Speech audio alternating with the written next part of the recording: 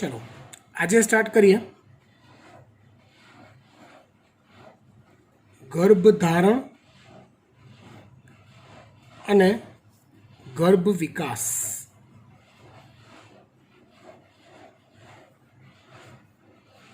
गर्भधारण अने गर्भ विकास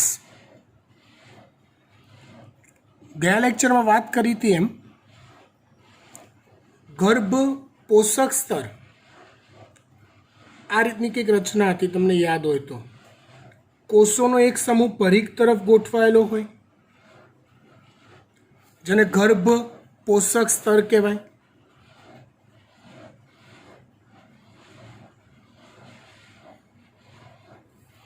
बीजो कोषोनो एक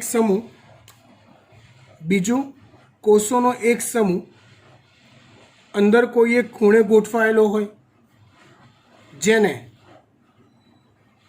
आंतरिक कोष समूह कहेवाय। आंतरिक कोष समूह कहेवाय।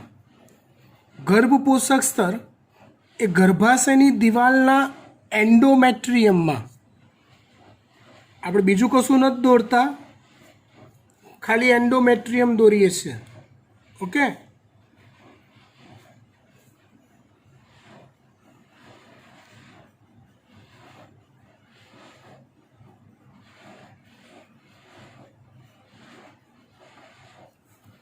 વાત કંઈક આવી હતી કે આ ગર્ભ જેને આપણે ગર્ભકોષ્ઠ કોથળી કહીએ એ આ રીતે એન્ડોમેટ્રિયમમાં સ્થાપિત થાય।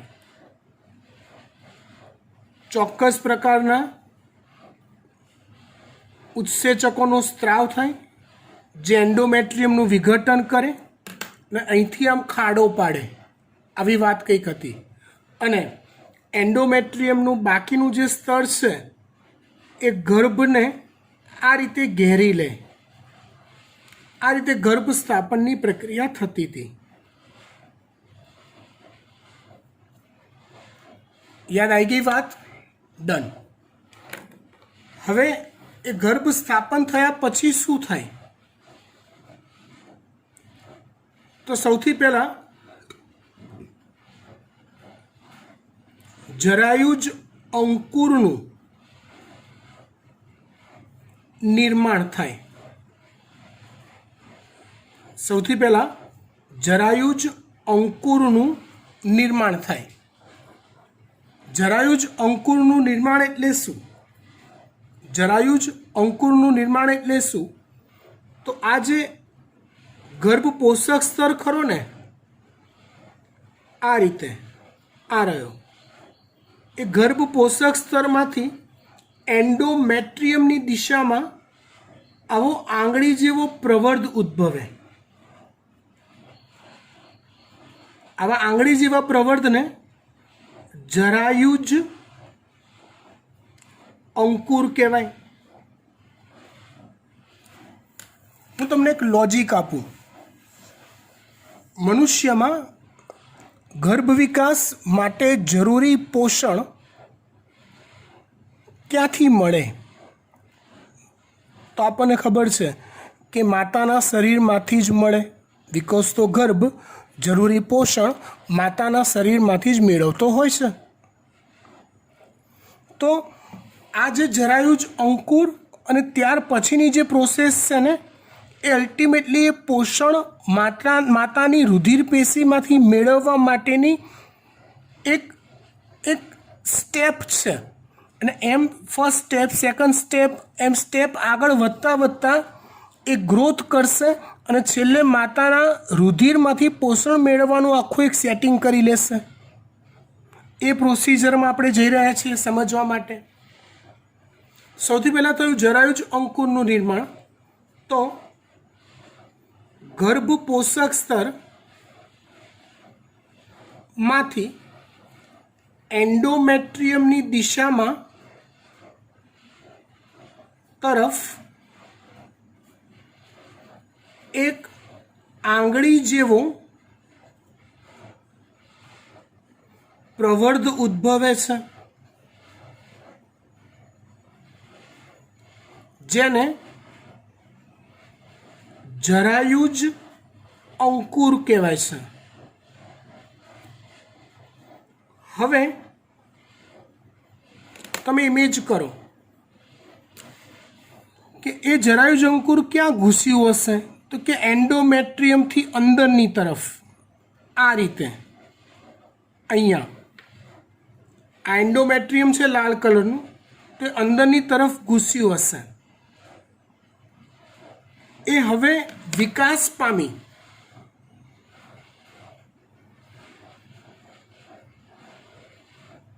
જરાયુજ અંકુર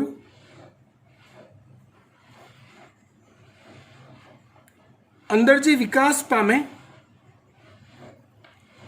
અને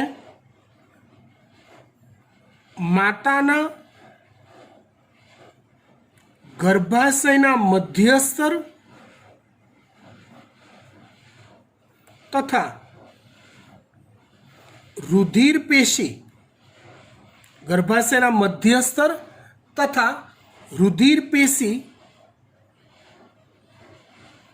સાથે સંકળાઈને એક વિશિષ્ટ રચના બનાવે।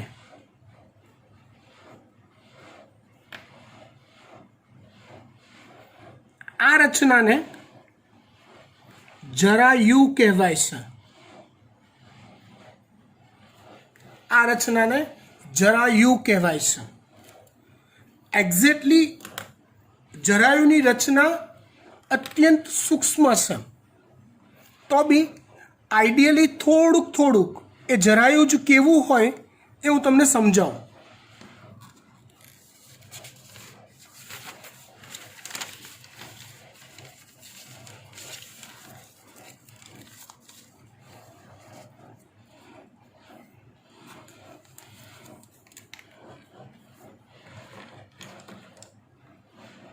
જો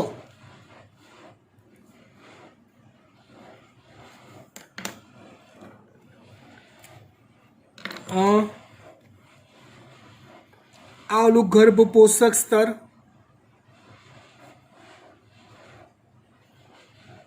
એમાંથી આ વિકસ્યો તો ઓલો આંગળી જેવો પ્રવર્ધ, જેને આપણે જરાયુજ અંકુર કીધું હતું।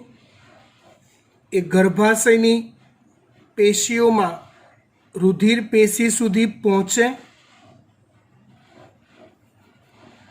અને પહોંચે એટલે પછી એમાંથી સમજો બરાબર,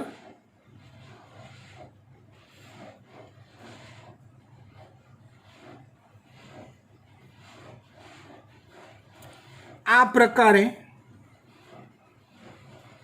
અનેક પ્રવર્ધમય રચના તૈયાર થાય। આવી રચના બનાવવાનો પર્પઝ શું?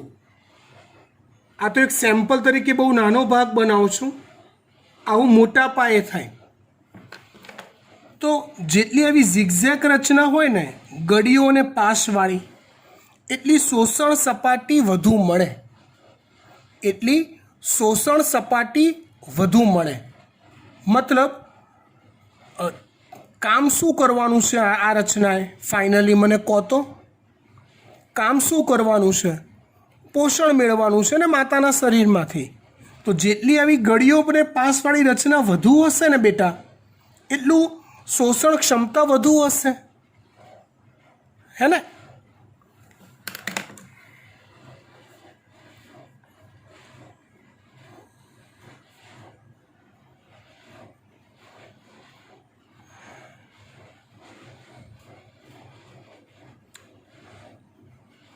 અહીંથી અંદરનો આ જે વિસ્તાર છે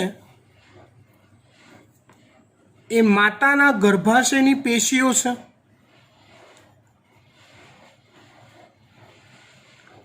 જેમાં રુધિર પેશી પણ ઇન્ક્લુડેડ છે। એટલે એન્ડોમેટ્રિયમથી આગળ વધી પ્રોસેસ રુધિર પેશી સુધી પહોંચી જાય છે। એટલે આ જે એક નવી રચના તૈયાર થઈ, આટલો જો આ જે આંગળી જેવો પ્રવર્ધ બન્યો હતો ને આટલો, એને કહેવાય જરાયુજ અંકુર। અને આ જે આખી રચના તૈયાર થઈ ને, આ એને કહેવાય જરાયુ. આ જે આખી રચના તૈયાર થઈ એને કહેવાય જરાયુ. સમજ પડી વાત? ડન? ઓકે.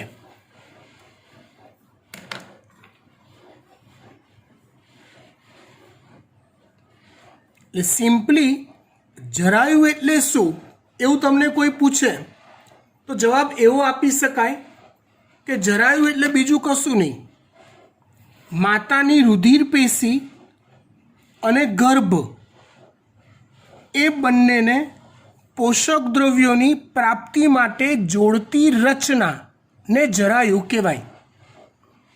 એટલે જરાયુ કોના શરીરનો ભાગ કહેવાય? માતાના? તો કે ના. વિકસતા ગર્ભના? તો કે ના. એ બંનેને જોડતી રચના છે. નથી એ જરાયુનો સમાવેશ માતાના શરીરમાં થતો કે નથી એનો સમાવેશ ગર્ભના શરીરની અંદર થતો. બંનેને જોડતી રચના છે. પર્પસ ઓનલી એન્ડ ઓનલી પોષક દ્રવ્યોનો હેતુ સિદ્ધ કરવાનો છે, બસ.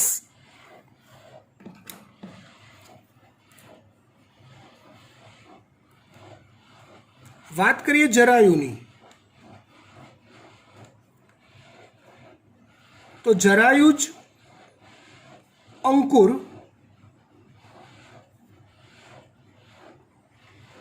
ગર્ભાશયના સ્તરોમાં પ્રસરે છે.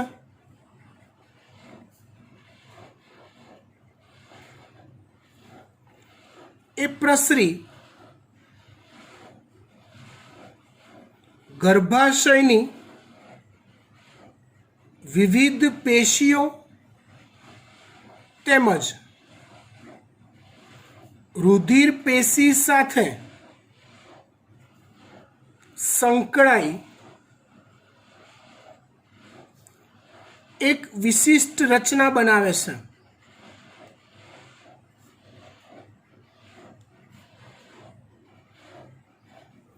આ રચનાને શું કહેવાય છે? જરાયુ કહેવાય છે. આ રચનાને શું કહેવાય છે? જરાયુ કહેવાય છે. જરાયુ એક મધ્યસ્થ ઘટક છે.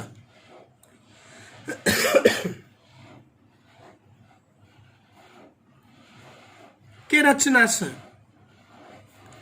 જે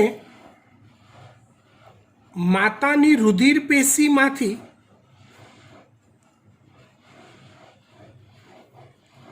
પોષક દ્રવ્યો અને ઓક્સિજન વિકસતા ગર્ભ સુધી પહોંચાડે છે.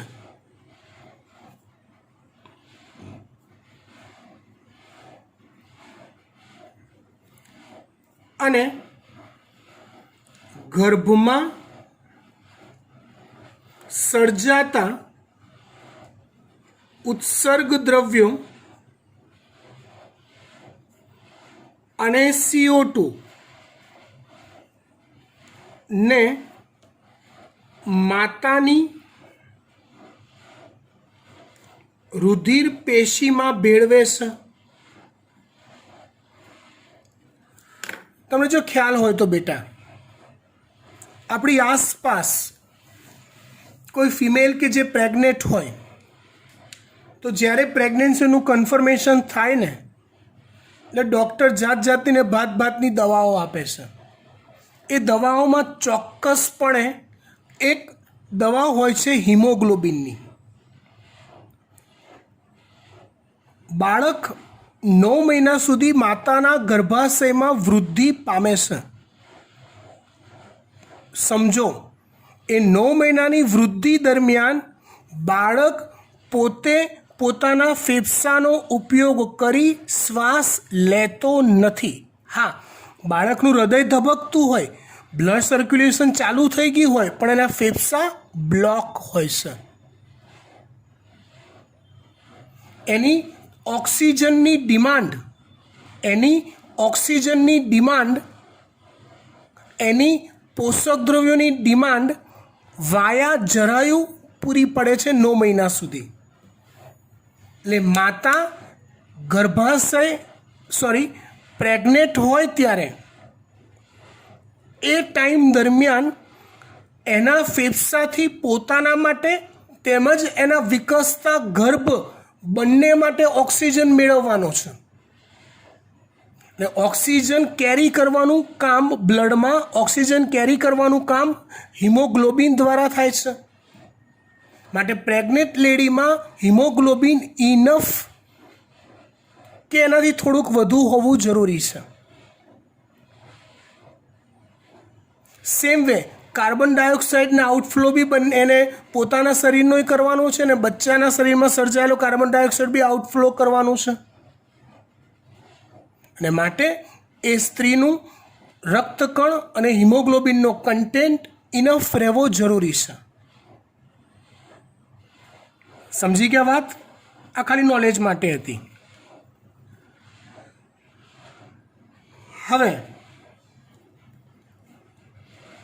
ત્યાર પછી વાત કરીએ ગર્ભનાળ.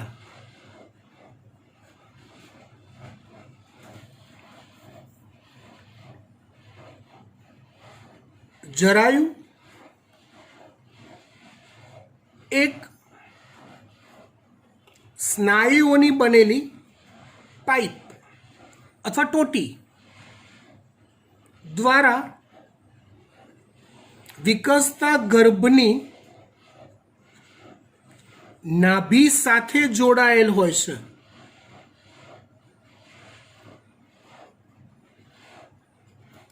જેને ગર્ભનાળ કહેવાય છે. મતલબ જરાયુનું કનેક્શન માતાની રુધિર પેશી સાથે અને આ બધું ભેગું થઈને એક પાઇપ બને. અહીંયા પાઇપ બને જે વિકસતા ગર્ભ સાથે કનેક્ટેડ હોય. એ જે પાઇપ બને એને ગર્ભનાળ કહેવાય. પિક્ચરોમાં આપણે ઘણી બધી વાર બીકોઝ ઓફ 3 ઇડિયટ્સ એ બધા પિક્ચરોમાં આપણે ગર્ભનાળ જોયેલી છે. એટલે ગર્ભનાળ કેવી છે એક્ઝેક્ટલી એ સમજાવવાની જરૂર નથી. પણ બાળકની નાભી સાથે કનેક્ટેડ હોય એટલે એ પોષક દ્રવ્યો બાળકની નાભીમાં વાયા ગર્ભનાળ જતા હોય. એ ત્યાંથી બાળકની રુધિર પેશીમાં એ ઘટકો જતા હોય. ખબર પડી ગઈ વાત? ઓકે, આગળ વધીએ.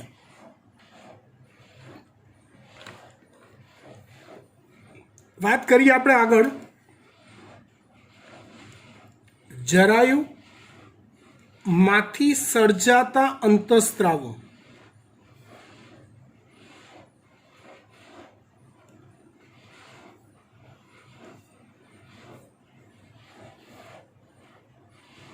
જરાયુએ કેટલાક વિશિષ્ટ અંતઃસ્ત્રાવનો સ્ત્રાવ પણ કરે છે, જેવા કે HCG, આખું નામ human chorionic ગોનેડોટ્રોપિન. Human chorionic gonadotropin. ફરીવાર human chorionic gonadotropin HPL. Human placental lactogen અથવા lactogen. Human placental lactogen HCG. Human chorionic gonadotropin HPL.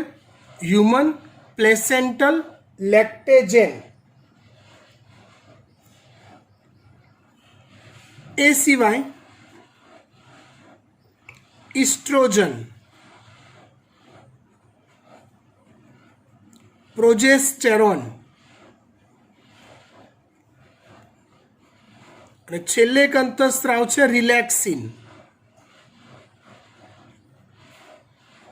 આવા 5 અંતઃસ્ત્રાવનો સ્ત્રાવ જરાયુમાંથી થાય છે.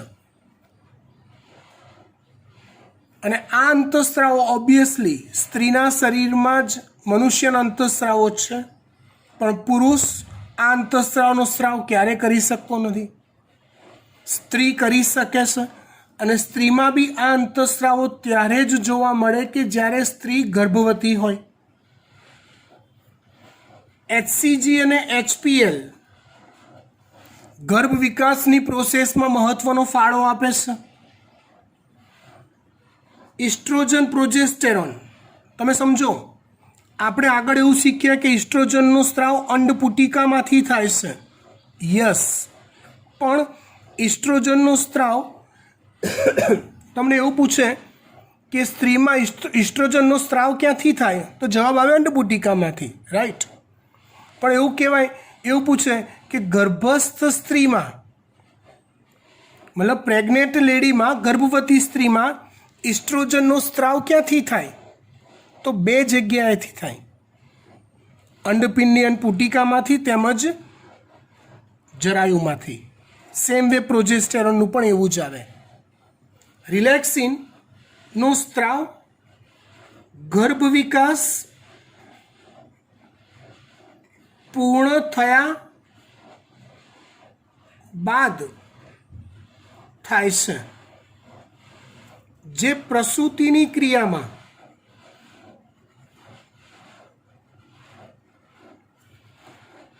સ્નાયુઓને રિલેક્સ કરવાનું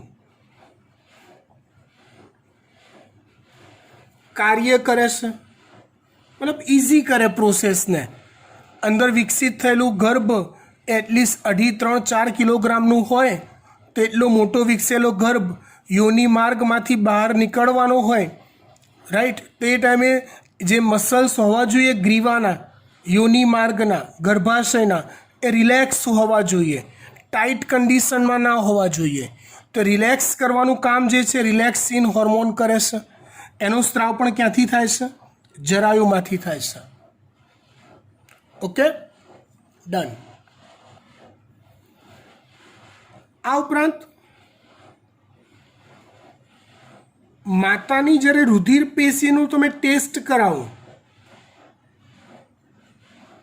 બ્લડ ટેસ્ટ કરાવો તમે જ્યારે એ પ્રેગ્નેન્ટ હોય ત્યારે, તો ઓબ્વિયસલી એનામાં ઇસ્ટ્રોજન, પ્રોજેસ્ટેરોન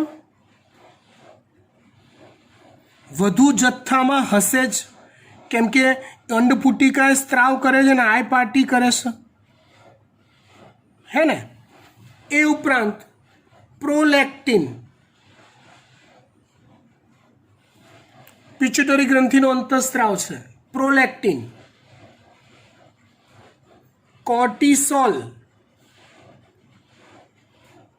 થાઇરોક્સિન જેવા અંતઃસ્ત્રાવો ગર્ભવતી સ્ત્રીમાં વધુ હાજર જોવા મળે છે.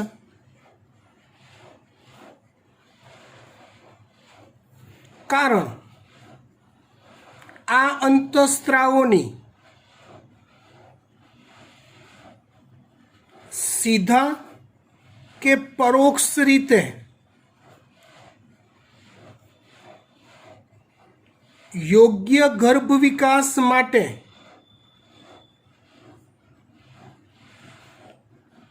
જરૂર હોય છે. એટલે માટે આનું પ્રમાણ વધુ જોવા મળે છે. ઓકે, ત્યાર પછી આપણે વાત કરીએ ગર્ભ વિકાસની.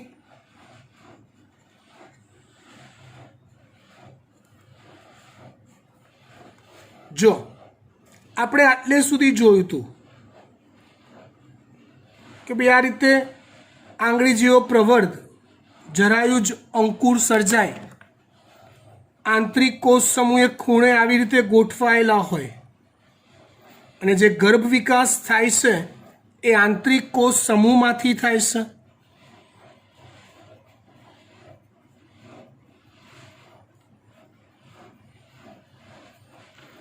આંતરિક કોષ સમૂહ જેમાંથી ગર્ભ વિકાસ થાય. ઓકે, કઈ રીતે થાય? તો પહેલું સ્ટેપ તમને કહી દઉં. આંતરિક કોષ સમૂહ જે છે ને આ એ ગર્ભ પોષક સ્તરની દિવાલને છોડીને સેન્ટરમાં આવી જાય છે, વચ્ચે. એ અહીંયા છે ને હાલ, એને છોડીને અહીંયા વચ્ચોવચ્ચ આવી જાય છે, આ જગ્યાએ. ખબર પડી વાત? અને પછી ગર્ભ વિકાસની શરૂઆત થાય છે. સમજો, અહીંયા આમાંથી ઓલી જરાયુનું ડેવલપમેન્ટ થશે, ગર્ભનાળ બનશે,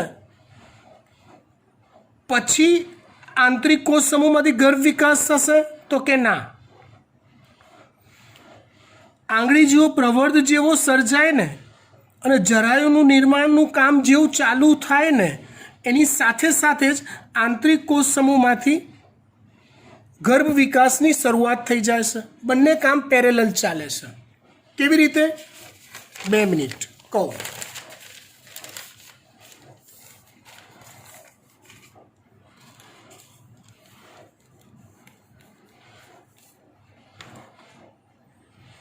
જો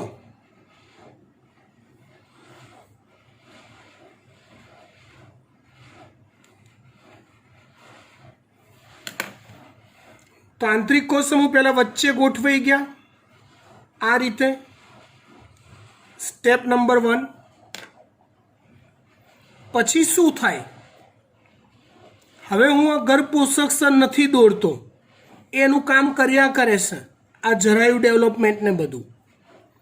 હવે આંતરિક કોષ સમૂહ જે છે ને એ આવી 2 ચપટી તકતીઓમાં ફેરવાય છે, જેને ભ્રૂણીય તકતી કહેવાય છે.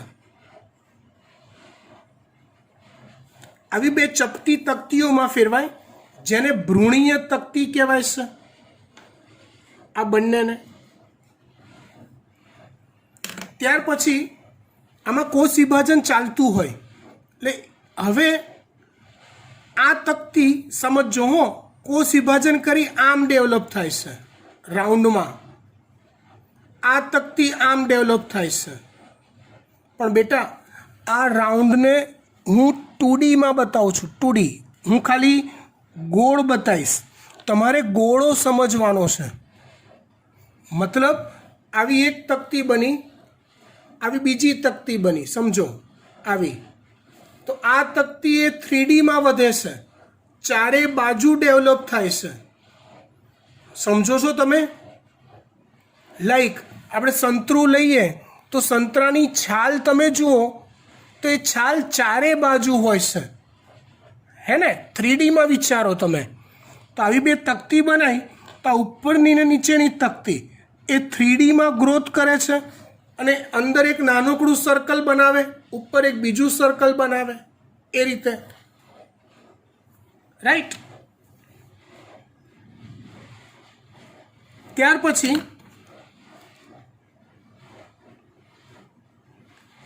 એ બંને તકતી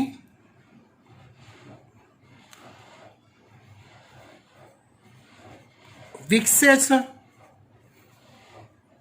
આ રીતે.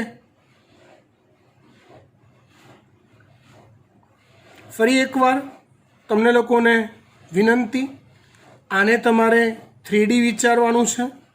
મેં 2D દોર્યું છે. આ ડેવલપમેન્ટ જ્યારે થતું હોય ને ત્યારે કેટલાક કોષો ત્યાંથી છૂટા પડીને વચ્ચે આવતા જાય, કેટલાક કોષો ત્યાંથી છૂટા પડીને વચ્ચે ગોઠવાતા જાય, અને વચ્ચે ગોઠવાયેલા કોષોમાં બી કોષ વિભાજન થાય. અને આ રીતે ગર્ભ આવા 3 સ્તરોમાં, પાક્કા 3 સ્તરોમાં ફેરવાઈ જાય અથવા વિભાજિત થઈ જાય.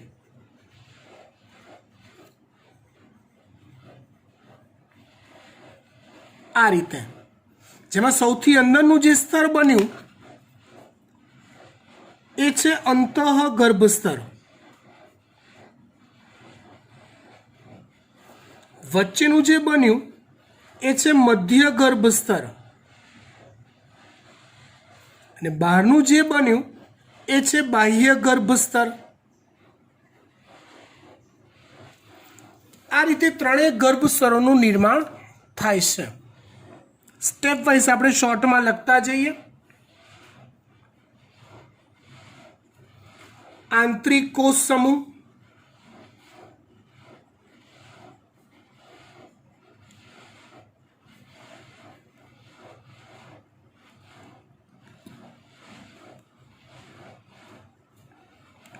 એ ગર્ભ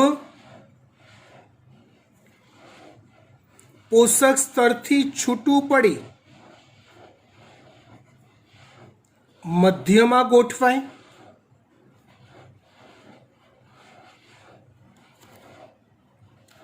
બીજું સ્ટેપ, મધ્યમાં ગોઠવાયા પછી તે બે ચપટી તકતીઓમાં ફેરવાય.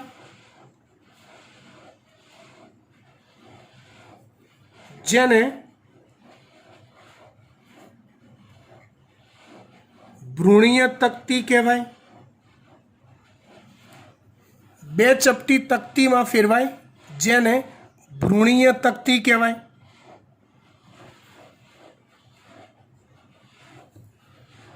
હવે બંને તકતીમાંથી અનુક્રમે બાહ્ય ગર્ભસ્તર અને અંતઃગર્ભસ્તર વિકસે.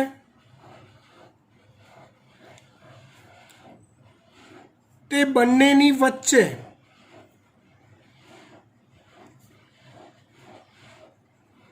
મધ્ય ગર્ભસ્તરનો વિકાસ થાય.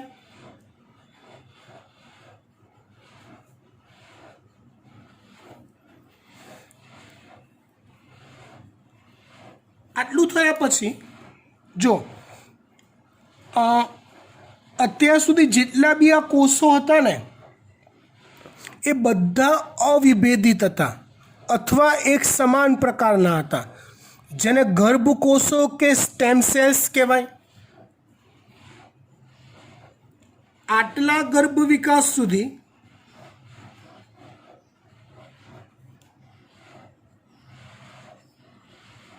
બધા જ કોષો અવિભેદિત હોય છે, જેને ગર્ભકોષો કે સ્ટેમ સેલ્સ કહેવાય છે. આ કોષોની ખાસિયત એ છે કે આ કોષો પૈકીનો કોઈ પણ કોષ શરીરના કોઈ પણ ભાગનું નિર્માણ કરવા કેપેબલ હોય છે. આ પૈકીનો કોઈ પણ કોષ શરીરના કોઈ પણ ભાગનું નિર્માણ કરવા કેપેબલ હોય છે અને માટે જેને સ્ટેમ સેલ્સ કહેવાય છે. આ કોષો શરીરની કોઈ પણ પેશી કે અંગનું નિર્માણ કરવા સમર્થ હોય છે. ચલો આ ચર્ચા અહીંયા પૂરી કરીએ. આટલું થયા પછી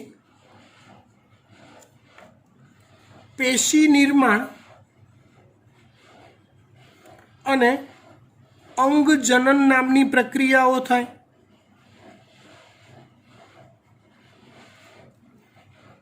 ત્રણેય ગર્ભસ્તર ગોઠવાઈ ગયા પછી દરેક ગર્ભસ્તરમાંથી ચોક્કસ પ્રકારની પેશીઓ અને પેશીઓના જોડાવાથી ચોક્કસ પ્રકારના અંગો, એ અંગોના જોડાવાથી ચોક્કસ પ્રકારના અંગતંત્રો બને, જે નિર્માણ કામ હવે શરૂ થાય છે.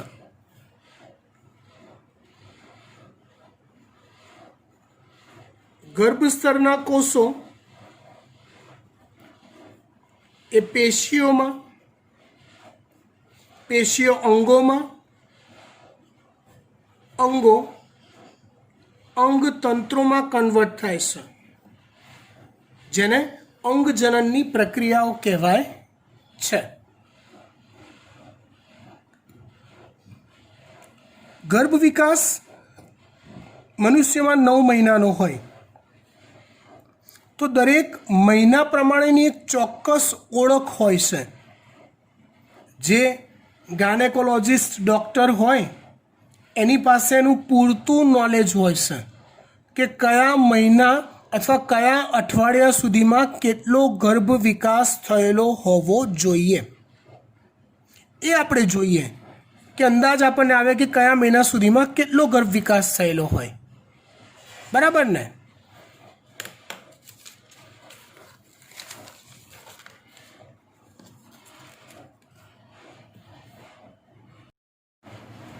તો જો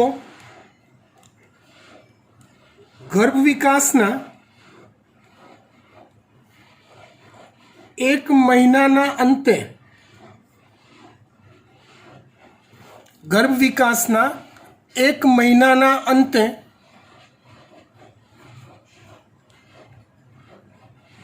હૃદય વિકાસ પામે છે. ડૉક્ટર સ્ટેથોસ્કોપથી એ વિકાસતા ગર્ભના ધબકારા નોંધી શકે છે. એવી રીતે 2 મહિના પછી અથવા 2 મહિના સુધીમાં એના અંતે ઉપાંગોનો વિકાસ થાય છે.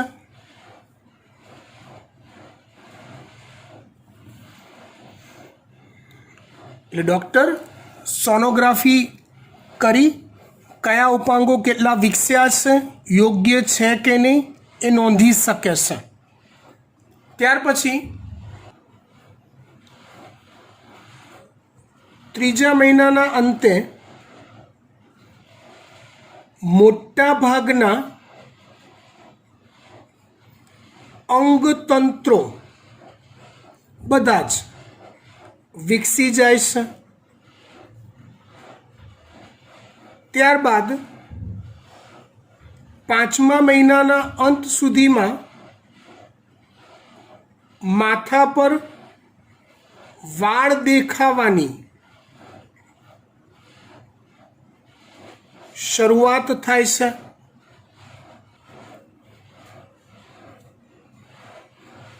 ચોવીસ અઠવાડિયાના અંતે શરીર પર